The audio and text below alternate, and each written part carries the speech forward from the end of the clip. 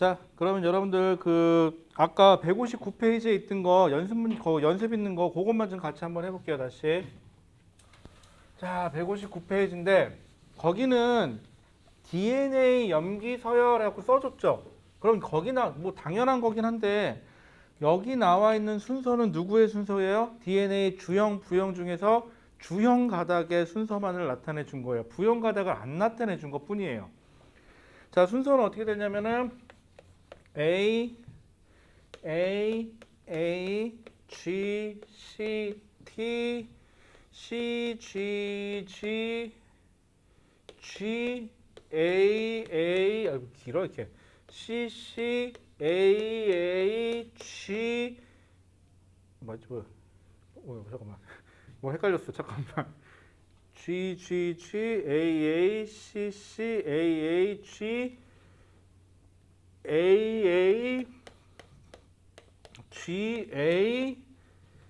G. 이렇게 네요. 맞죠? 자, 그러면은요, 이거 할 때 제일 편한 방법은요, 여기다가 저 같은 경우는 이렇게 해요. 이게 DNA 거예요. 그럼 RNA 넘어가기 전에 여기다 상부적 결합 한번 써보세요. 그냥 상부적 결합을 쓰는 거예요, 일단은. 그러면 A, T 이렇게 쓰면 되는데 원래는. 근데 T 대신에 누가 와야 되죠? U가 오면 되는 거죠, 여기는. 맞아요. 그러면은 U, C, G, 그 다음에 A, G, C, 그 다음에 T 대신에 U, G, U, C, C 이렇게 오면 되겠죠. 자, 그래서 3개씩 끊으세요. 3개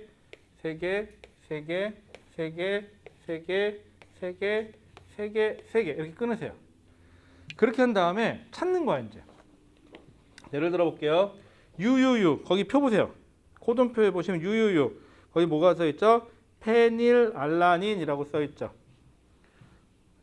서로가 여기다가 앞에 거만 쓸게요. 페닐알레닌이고요.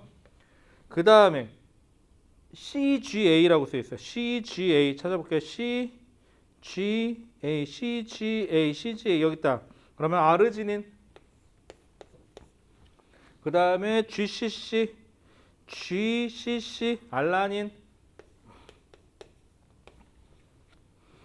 그 다음에 누구죠? CUU 어디 있어? CUU 어디 갔냐? 왜 안 보이냐? 너네. CUU 여기 있다. 아니다 이거 GUU다. CUU.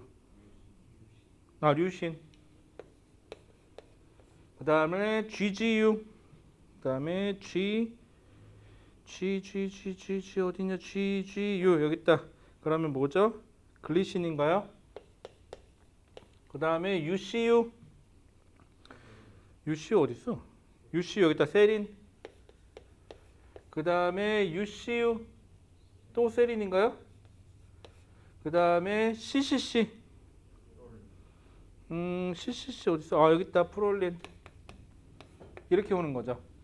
근데 얘는 뭐가 안 왔어요? 연결 멈춤이 없네요. 그런 걸로 봐서 사실은 끊어진 게 아니에요. 지금 원래는 더 있어야 돼요. 원래는 더 있는 거 순서대로 이렇게 잡아주시면 돼요. 요렇게 해서 답을 쓰시면 되겠죠. 그 다음에 부가적으로 주형 가닥 밑에 여기다가 뭐 부형 가닥 상부적 결합 쓰세요. 그럼 이거 쭉 잡아주시면 되겠죠. 간단해요. 하는 건 그렇게 어렵지 않습니다. 어려워 보이지만. 그래서 여러분들 이렇게 해서 내신탄탄 이따가 한번 좀 풀어보세요. 자, 그럼 앞으로 좀 넘어갈게요. 희한하죠. 요번 단원은요. 왜 소단원이 크게 3개가 있는데 그 중에서 소단원 3개 중에서 제일 마지막 거 먼저 하고 있죠. 다시 또 앞으로 넘어와서 두 번째로 갈게요. 거꾸로 올게요. 이게 왜 그러냐면은 맨 앞에는 설명만 나와요.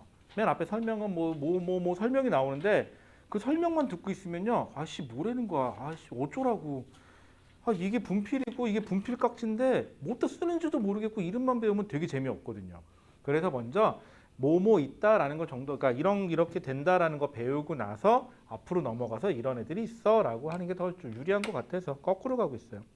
자, 2번 생명 시스템에서의 화학 반응이라고 나와요. 자, 거기 보시면 생명 시스템에서 화학 반응이라고 나옵니다. 자, 그럼 다시 O2 책으로 몇 페이지냐면은 148페이지.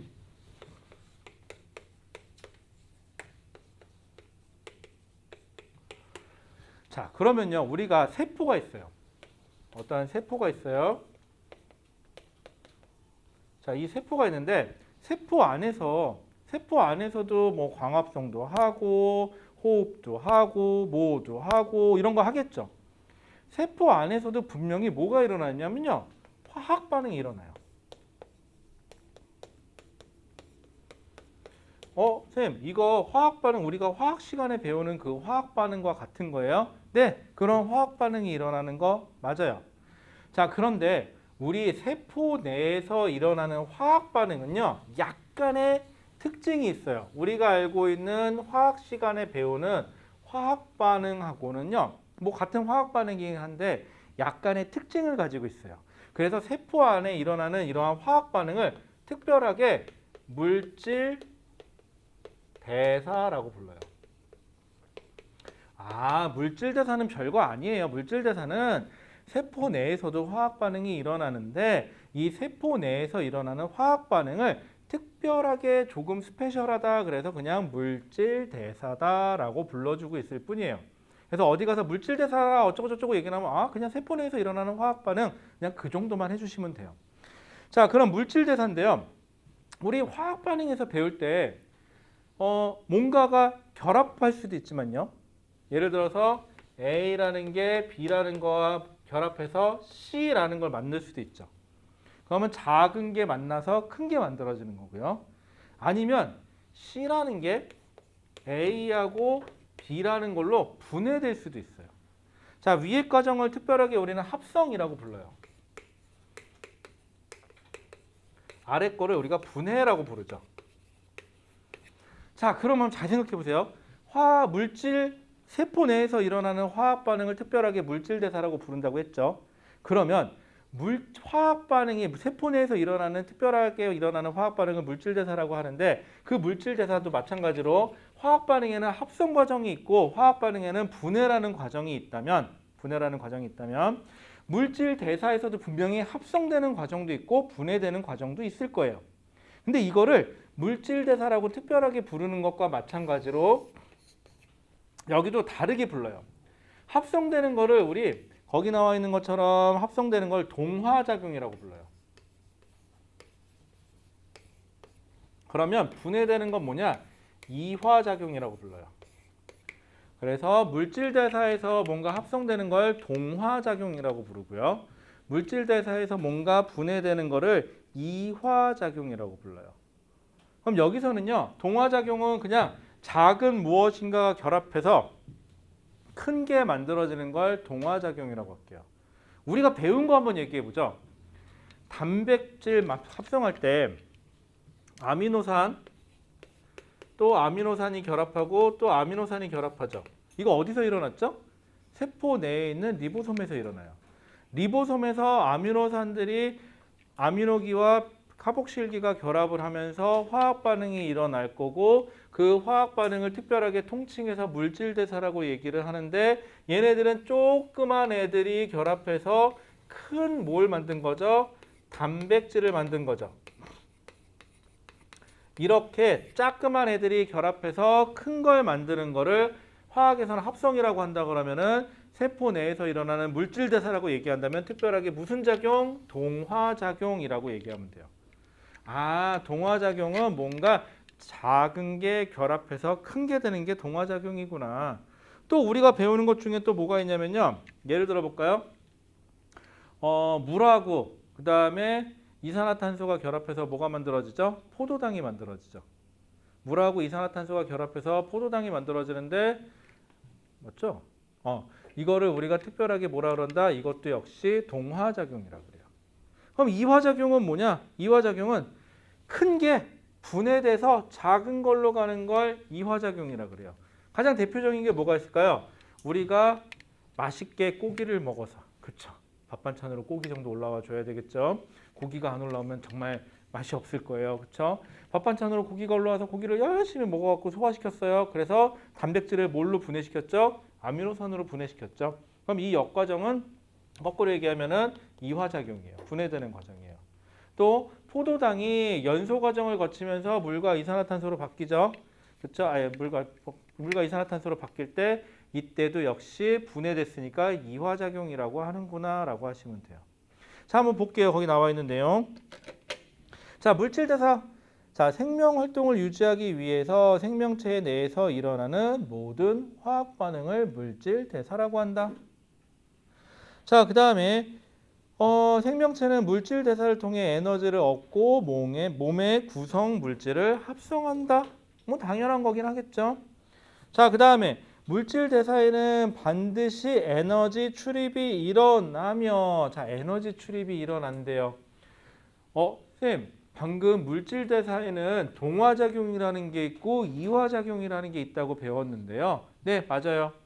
그런데 방금 전에 물질 대사 과정에서는 에너지 출입이 있다며요. 에너지가 나가고 들어옴이 있어야 한다면서요. 네, 역시 맞아요.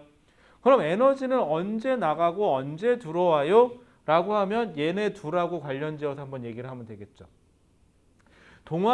결론부터 얘기하면 동화작용과 이화작용을 하면 에너지가 나갈 수도 있고 들어올 수도 있어요.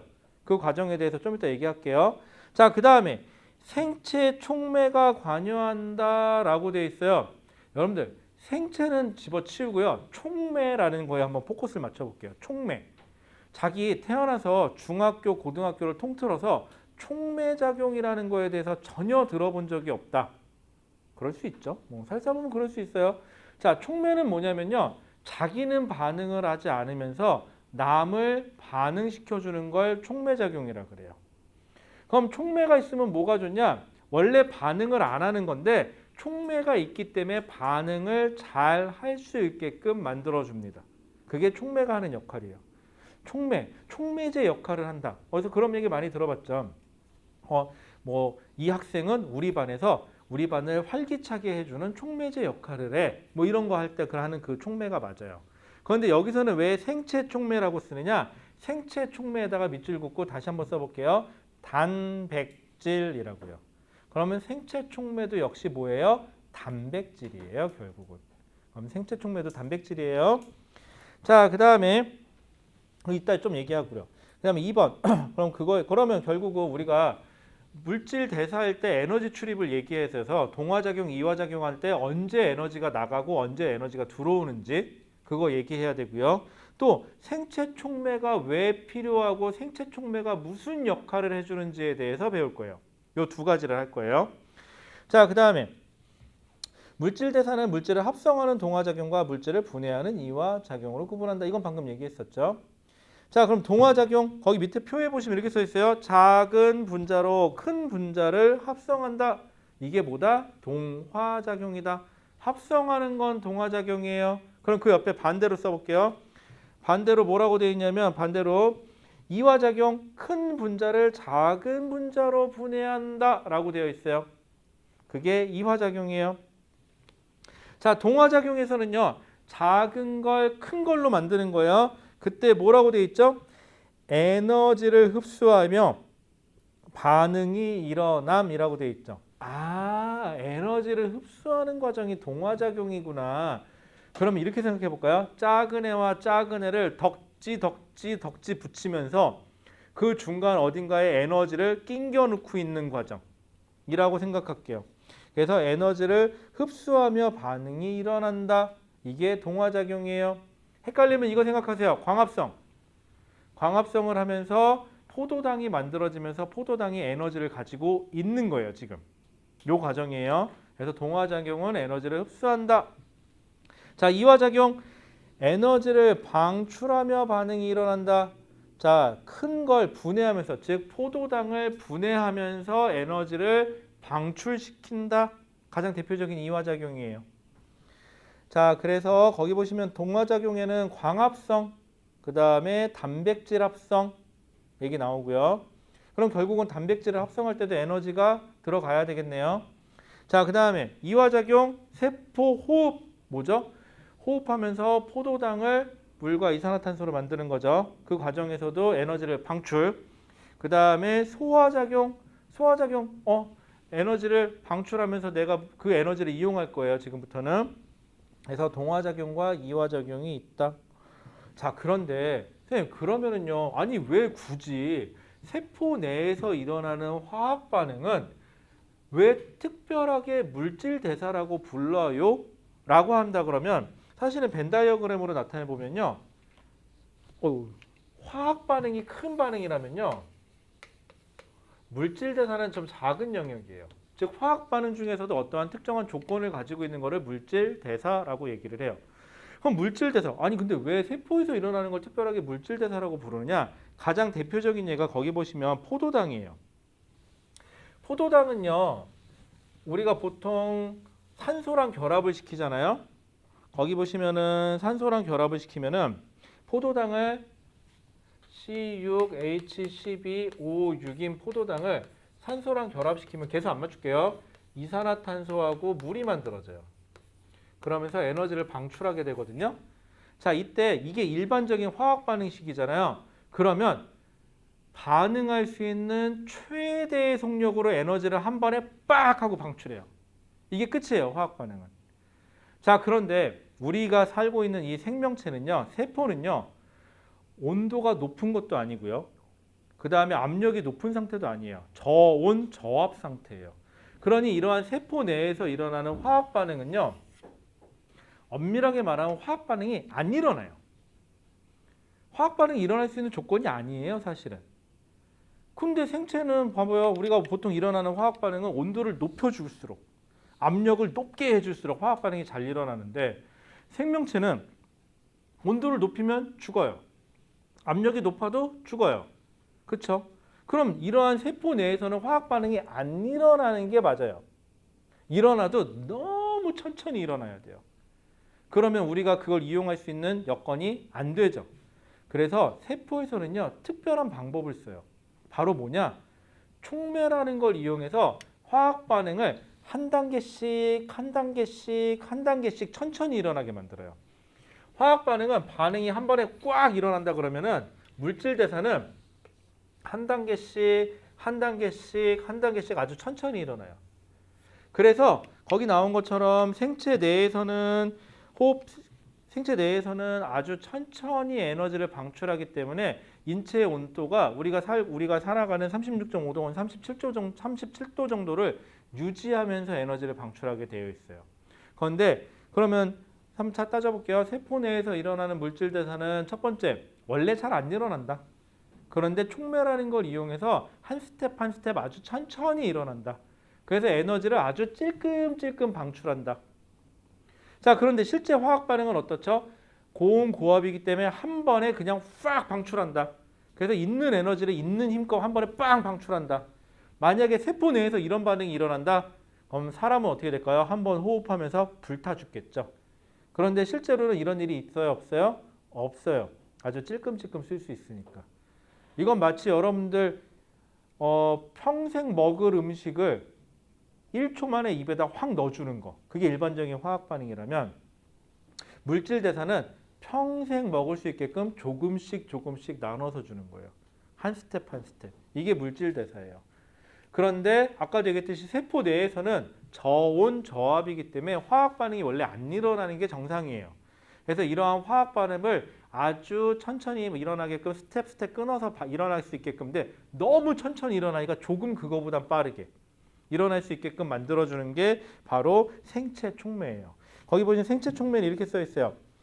생명체에 합성되어 물질 대사를 촉진하는 물질이며 효소라고도 한다. 근데 효소는 아까 뭐였죠? 단백질이죠. 생명체에서 일어나는 다양한 물질 대사에는 효소가 관여한다. 자, 효소가 무슨 역할을 해준다? 촉매 역할을 해준다. 그래서 생체 촉매 역할을 해준다라는 거예요. 자, 그럼 촉매 역할을 하는데, 먼저 여러분들 148페이지에 B, 거기 보시면 B, 효소의 작용과 활용에서 1, 효소의 기능에서 거기 그래프가 하나 나와 있는데요. 이거 조금 이따 얘기할게요. 옆에 149페이지로 먼저 좀 넘어가 보실래요? 149페이지에 보시면 효소의 특징이 있어요. 자, 효소는요. 첫 번째 얘는 촉매죠. 촉매기 때문에 얘네는요. 자기가 반응에 그러니까 반응하고 나서 자기가 어떻게 변형이 되면 안 돼요. 자기 스스로 그대로 있어야 돼요. 자, 그런데 또 하나 특징이 있어요. 효소는요, 희한하게 역할이 다 정해져 있어요. 효소. 얘는 참고로 단백질이에요. 근데 이 효소라는 단백질은요, 자기가 역할이 딱 정해져 있어서 다른 게 들어오면 절대로 역할을 하지 않아요. 자, 거기 보시면 이게 뭐냐? 1. 기질특이성이라는 게 있어요. 여러분들 두 가지 용어만 기억하시면 돼요. 여기는 기질특이성. 아이고.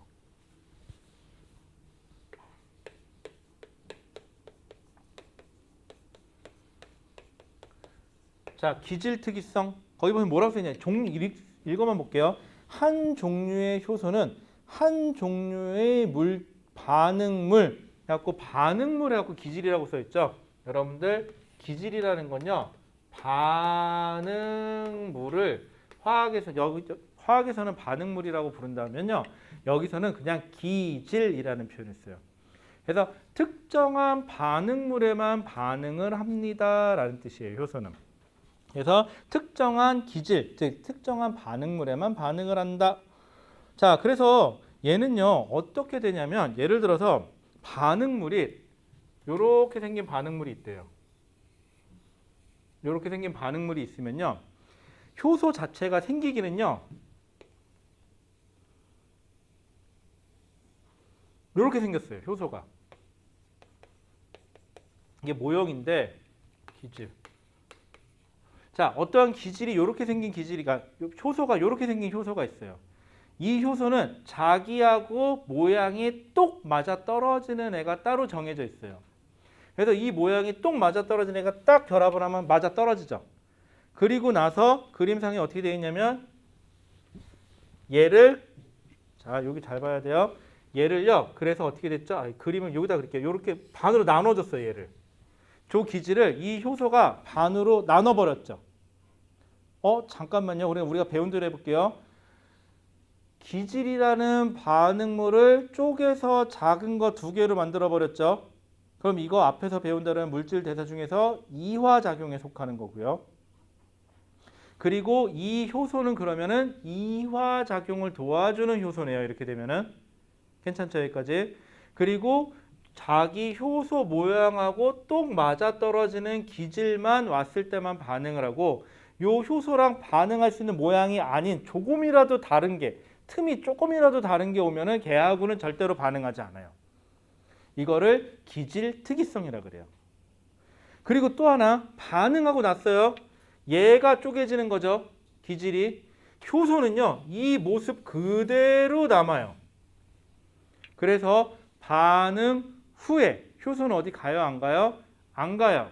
그래서 효소는 반응 후에 어떻게 돼야 된다? 거기 보시면 이 효소의 재사용이라고 써 있어요. 그래서 촉매는 자기가 반응을 하는 게 아니기 때문에 반응 후에 자기 모습이 그대로 남아 있어야 돼요. 그래서 얘를 촉매라고 불러요. 그래서 효소의 재사용, 효소는 반응 전후에 변하지 않고 재사용한다라고 되어 있네요. 자, 그러면 만약에 효소가 100개 있었다. 기질하고 결합을 해서 반응이 끝났다. 그래도 역시 효소는 몇 개 있다? 100개 있다. 괜찮죠? 자, 근데 여기서 여러분들 용어 하나만 정의하고 넘어갈게요. 그러니까 설명 하나만 할게요. 기질하고 효소하고 결합을 하잖아요. 그럼 기질이 분해되기 전까지는 효소에 붙어 있죠, 아직은.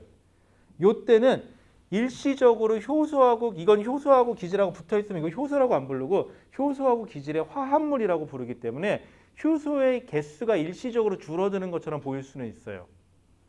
그런데 기질이 떨어져 나가면서 다시 효소가 나오면 다시 100개가 복구가 되겠죠. 그래서 효소가 일시적으로 개수가 줄어드는 것처럼 보일 수는 있지만 효소 자체는 어디 간 게 아니기 때문에 그걸 효소의 재사용이라고 부르는 거예요. 또 어떤 애가 그러더라고. 선생님, 이거 기질하고 결합해가지고 효소가 100개 중에서 30개 남았는데 70개 그럼 변형된 거 바뀐 거 아니냐고. 그건 아니에요. 일시적으로 결합한 거지 효소 개수 자체가 줄어든 건 아니에요. 그때는. 자, 그렇게 되시고요. 자, 그런데요, 문제가 하나 있어요. 그런데 이놈의 효소는요, 구성품이 뭐죠? 단백질이죠. 단백질은 뭐가 만든 거죠? 이거 아미노산들이 쭉 연결돼서 특정한 모양을 이런 식으로 가져요. 아미노산이 연결되면서. 왜? 아미노산 번호에 따라, 아미노산 종류에 따라서 거기 보시면은 얘 따로 뭐 곁사슬이 달라지죠. 그렇기 때문에 모양이 달라지거든요. 그래서 단백질은 앞에서 그런 얘기 했었죠. 특유의 입체 구조를 가진다. 특유의 입체 구조를 가지면 단백질의 성질이 나타난다. 그런데 효소도 단백질이에요, 참고로. 그런데 효소를 가열하잖아요. 효소를 가열하면 이 단백질의 모양이 틀어져요. 즉, 이 모양이 틀어져요. 이 모양이 틀어지면 더 이상 기질특이성을 나타낸다, 안 나타난다? 안 나타낸다. 그래서 효소는 가열하면 기질특이성이 사라져요. 왜냐고 물으신다면, 이게 없어졌나? 여기 없다. 전에 있었는데. 왜냐고 물으신다 그러면은 효소가 단백질이기 때문에 특유의 입체 구조의 변형이 일어나서 기질특이성이 사라진다라는 것만 해주시면 될 것 같아요. 자, 그 다음에 거기 보시면 효소의 활용이라고 나와 있죠. 효소의 활용은요, 뭐 이게 여러분들이 뭐 수능 시험이다, 그럼 이런 건 안 나오겠죠. 그런데 학교 내신에서는 이런 걸 물어봐요. 그래서 다음 중 그 역할이 다른 것은 뭐 이런 거 물어본다거나, 다음 중 뭐 서술용어로 효소가 작용하는 뭐 예시를, 활용되는 예시를 몇 가지 적어보세요. 그리고 그 이유를 써주세요. 뭐 이런 거 나올 수 있어요. 그래서 좀 기억해 주시면 좋겠고요. 어차피 지금 기억해봐야 까먹으니까 지금 한번 봐주시고요. 시험 전에 한 번 더 확인해 주시면 되겠죠. 자, 이제 바야흐로 제일 까다로운 얘기 좀 잠깐 할게요. 자, 우리 물질 대사에서 두 가지, 그 다음에 효소의 기능에서 각각 하나씩을 얘기 안 했어요. 자, 물질 대사에서 동화작용과 이화작용에서 여러분들 148페이지 오른쪽에 보면 에너지 관련돼서 나오는 게 하나 있어요. 여기 에너지. 자, 먼저 반응물이 에너지가 낮아요. 반응물이에요. 그런데 생성물의 에너지가 높아요. 반응물보다 생성물의 에너지가 높아진다? 그럼 뭔가 결합을 해서 에너지를 낑겨 넣은 거죠, 자기한테. 그럼 이건 뭐가 되는 거야? 이거는 동화작용이 돼요. 얘는 동화작용이에요. 에너지로 나타내면 이렇게 되고요. 이화작용은요? 이화작용은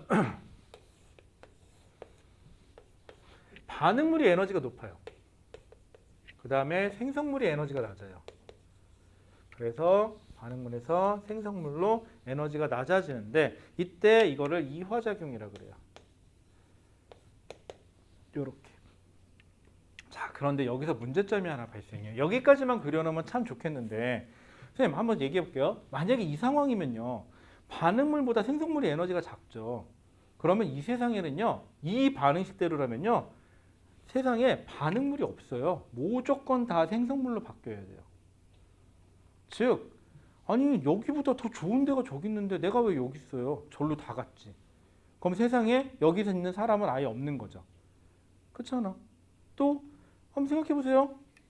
여러분들 공부를 열심히 해서 성적이 좋으면, 이게 좀 획일적인 얘기긴 한데 그냥 웃자고 하는 소리긴 한데 연봉이 높대요. 아니면 남학생들 같은 경우 드디어 여자친구가 생길 수가 있어요. 공부를 열심히 하면. 여학생들 같은 경우는요. 잘생긴 남자친구가 생길 수 있어요. 뭐 요즘 뭐 따지면은 누가 있는지 모르겠다. 뭐 얼굴 천재 뭐 이런 사람들? 뭐 이런 사람이 있다고 칩시다. 뭐 들어는 봤는데 이름을 모르겠어. 어쨌거나. 그런 사람이 있다고 칩시다. 공부를 잘하면 된대. 아니 이 보장만 있으면 다들 왜 이러고 있겠어. 진짜 열심히 공부하고 있겠지. 그치? 그런데 대부분들은 이게 안 되는 이유가 뭐냐면요. 내가 그거를 하기 위해서는 뭔가 노력이라는 걸 기울여야 돼요. 공부라는 노력을 기울여야 되죠. 그래서 실제로 화학 반응은 이렇게 안 일어나고요. 이렇게 일어나요. 즉 얘로 바뀌려면 이만큼의 노력이라는 에너지를 해줘야 돼요. 그래서 여기까지 가야 비로소 반응이 일어나요. 즉 종이에다가 불을 붙일래도 가열을 해줘야 불이 붙죠. 마찬가지로 요만큼 반응물에서 최고 높아지는 에너지를 우리 활성화 에너지라고 그래요.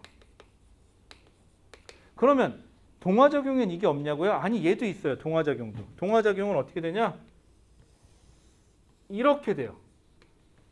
자, 그런데 활성화 에너지의 정의 잘 보세요. 헷갈려요? 활성화 에너지는 반응물에서 최대 높은 에너지까지예요. 여기서는 반응물이 여기니까 최대 높은 에너지가 여기까지죠. 그럼 여기에 활성화 에너지지만 동화작용에서 반응물이 여기고 최고 높은 에너지가 여기이기 때문에 여기서부터 여기까지가 활성화 에너지예요. 요거 잘 틀려요. 요거 좀 조심하세요. 활성화 에너지는 반응물에서 최고 높은 에너지까지예요. 그래서 이화작용은 잘 안 틀리는데 동화작용일 때 곧잘 틀려요. 반응물에서 최고 높은 에너지까지예요. 까먹지 마요. 수소 같은 존재예요. 그죠? 알죠? 농담이긴 한데. 자, 그러면 이렇게 돼요. 아, 이게 활성화 에너지라는 거구나. 그러면 잘 생각해봐요. 내가 공부를 열심히 해서 뭔가 되려고 하는데 그 활성화 에너지가 너무 높아요.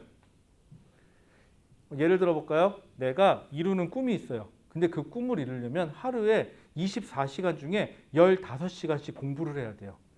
졸지 않고 아주 열심히. 그것도 몇 년 동안? 10년 동안. 아, 이러면 얘기가 달라지지. 그죠? 아니 10년을 그 개고생을 해야 되는데 할래? 아니면은 저 생각해봐요. 10년 개고생 하실래요? 아직 확실하지 않은 미래를 위해서? 아니면 오늘 재밌게 노실래요? 대부분의 학생들은 오늘 놀죠. 그렇죠? 즉 이건 활성화 에너지가 매우 높은 거예요. 반응이 거의 안 일어나요. 이렇게 되면. 그런데 이틀만 공부하면 된대. 그러면 좀 할만하죠. 그거는 이틀만 공부하면 되니까. 그런데 10년을 공부해야 된대. 에이, 이건 아니지. 그치? 즉 활성화 에너지가 높다는 거는 방금 같이 10년 공부하는 거예요. 활성화 에너지가 낮다는 거는 이틀만 공부하고도 똑같은 결과가 나온다면 그건 활성화 에너지가 낮은 거죠. 그러면 요 활성화 에너지는요, 낮을수록 좋아요. 활성화 에너지가. 그럼 활성화 에너지를 낮춰줘야 되겠죠. 그 역할을 해주는 게 바로 촉매예요. 촉매는 활성화 에너지를 낮춰줘요. 그래서 반응물이 생성물로 넘어가는데 이 활성화 에너지를 낮춰서 반응을 좀 더 잘 되게끔 만들어주는 것뿐이에요. 이게 활성화 에너지를 줄여준다는 역할이에요. 누가? 촉매가. 자, 그런데 지까짓게 아무리 촉매가 작용을 하더라도요. 활성화 에너지를 낮춰주는 거지 반응물과 생성물의 에너지 차, 반응물과 생성물의 에너지 차를 변형시켜주는 건 아니에요. 활성화 에너지를 낮춰주는 거지 반응물과 생성물의 에너지 차는 건드리지 않아요. 그것만 주의해 주세요. 괜찮죠? 그래서 흔히들 반응열에는 변화가 없어요 라는 표현을 써요. 다시 생체 촉매는 활성화 에너지를 낮춰줍니다. 활성화 에너지는 반응물에서 최고 높은 에너지까지예요. 그런데 이때는 안 헷갈리는데 여기서 조금 헷갈린다는 거 이거 좀 꼭 좀 기억 좀 해주시고요. 그 다음에 생체 촉매는 저놈의 활성화 에너지를 낮춰서 반응이 좀 더 잘 되게 도와준다. 자신은 반응하지 않는다. 그런데 아무리 활성화 에너지를 낮춘들 반응물과 생성물의 에너지 차이는 건드리지 못한다. 이것만 꼭 좀 기억해 주세요. 이 차이를 특별하게 반응열이라 그래요. 반응열의 크기하고 저 활성화 에너지하고는 관계가 없다. 그것만 꼭 좀 기억해 주세요. 아무리 촉매도 반응열은 못 건드려요. 그리고 제발 활성화 에너지 요때 요거 좀 헷갈려요. 반응물에서 최고 높은 에너지까지니까 요거 좀 헷갈리지 마세요. 요거 가끔 헷갈립니다. 문제 풀 때. 아차 하는 수가 있어요. 그리고 여러분들 내가 고등학교 와서 중간고사 끝나보면 느끼겠지만 제가 누누이 얘기하는 것 중에 하나요.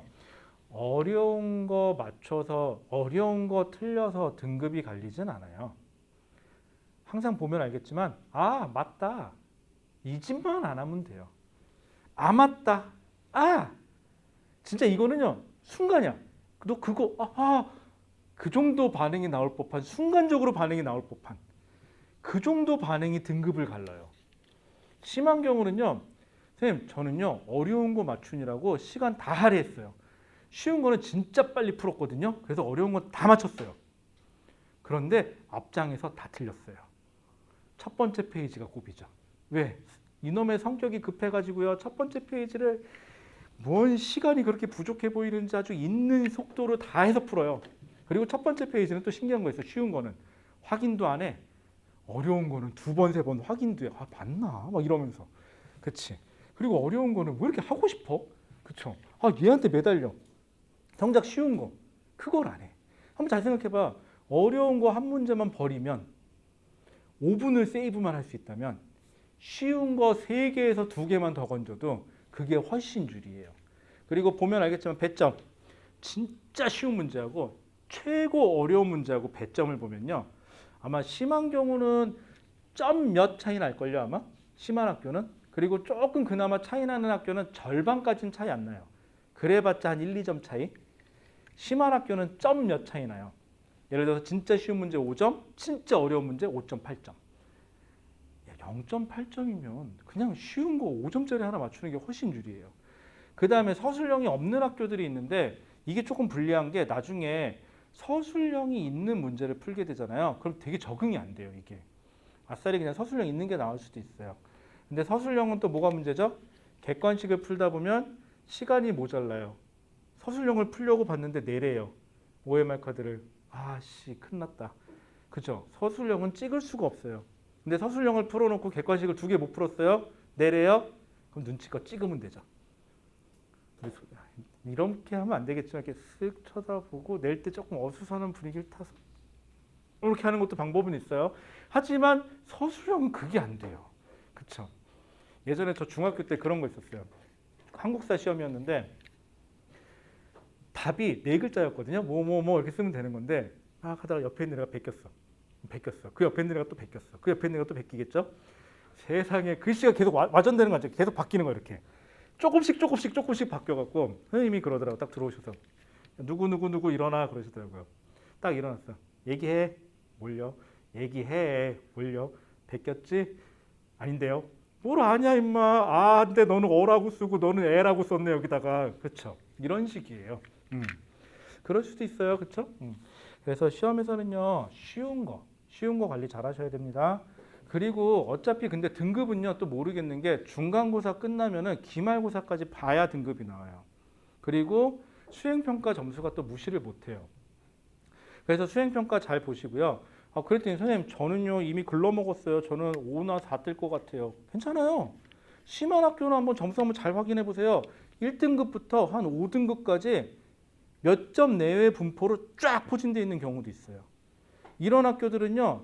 퍼센티지 갖고 계산을 다시 해보잖아요. 그러면은 수행평가 좀 더 잘 보는 게 훨씬 유리한 경우도 많고요. 그 다음에 기말고사 또 그런 경우 있죠. 중간고사 잘 봤다고 아싸 그러고 공부 안 하다가 기말 때 폭망하는 경우 있어요. 특히 통합과학은 그게 좀 심해요. 왜냐하면 물화생지가 다 들어있다 보니까 자기가 좋아하는 거 안 좋아하는 게 확실해요. 여기는. 그리고 선행 많이 한 애들은 또 그게 확실하고. 그래서 중간고사 뭐 좀 못 봤다고 해서 서운해하지 마시고 열심히 하면 되고요. 특히 중간고사 잘 봤다고 왔어 그래놓고 공부 안 하는 사람들이 있어요. 기말 때 폭망하는 수가 있어요. 그리고 가끔 친구 중에 도와주시는 친구들이 있어요. 뭐 한 3등급 나왔는데 3등급 갖고 저기 수시는 쓸 게 없대. 어디서 이상한 소리 들어가지고 난 이제부터 정시 파이터야. 그러면서 공부 안 하는 사람들이 있는데요. 하나 재밌는 얘기 해줄까요? 나중에 내신 산출할 때 다 안 들어가요. 그러니까 필요한 것만 넣으면 되니까.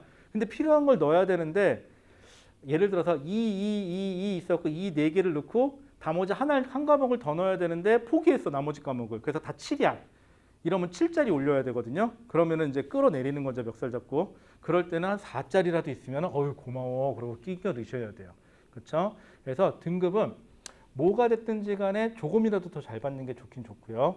그 다음에 덜 나왔어도 막짝같이 챙기셔야 돼요. 아시겠죠?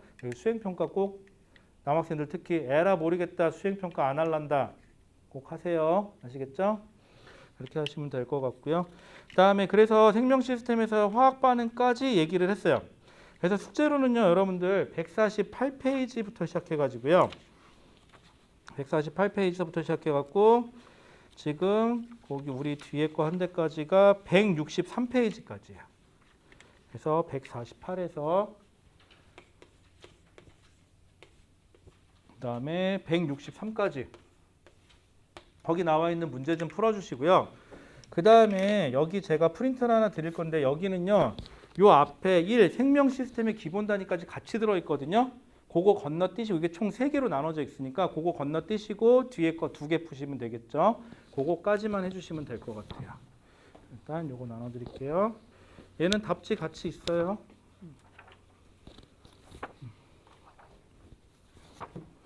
전 그리고 시험지는 복사해서 줄게요.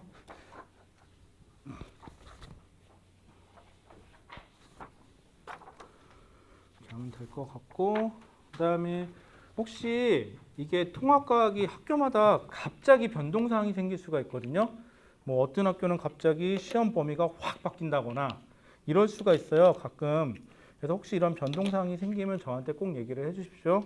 하시면 되고, 그 다음에 이제 소풍이다 아니면 뭐다 해갖고 들쑥들쑥 하는데 공부 좀 하셔. 자, 그럼 여기까지 할게요. 그럼 다른 질문 없으면 여기까지 하겠습니다. 자, 고생하셨고요. 잠깐만 쉬었다 하죠.